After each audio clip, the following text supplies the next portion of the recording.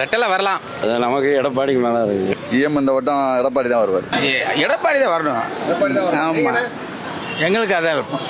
எடப்பாடி ஐயா தான். ஸ்டாலினுக்கு தான் அதிகமாக வாய்ப்பு இருக்குங்கிறாங்க. அவரே திரும்ப வந்துருவாரு.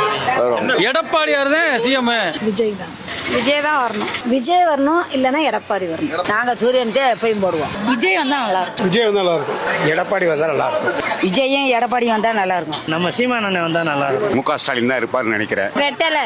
சார் என்னை பொறுத்தவரைக்கும் விஜய் வந்து நல்லா இருக்குன்னு நினைக்கிறேன். ஸ்டாலின் வந்தால் நல்லா இருக்கும். பிஜேபி வந்தால் நல்லா இருக்கும். முக ஸ்டாலின் வரணும். அம்மா வழியில் வந்தவர் அவர் எடப்பாடி தான் அடுத்த முதலமைச்சர். பரவாயில்ல, இருந்தாலும் அவங்க நிறைய வாட்டி வந்துட்டாங்க.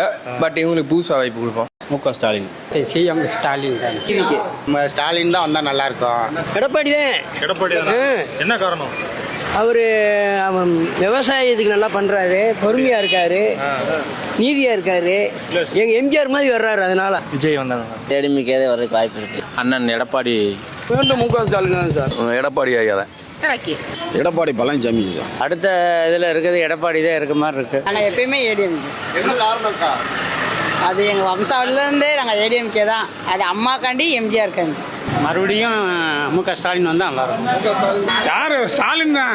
ஸ்டாலின் தான் வரணும்னு எதிர்பார்க்குறோம். எடப்பாடி தான். எடப்பாடி தான் பரவாயில்ல. எடப்பாடி வந்தால் நல்லா இருக்கும். சரி.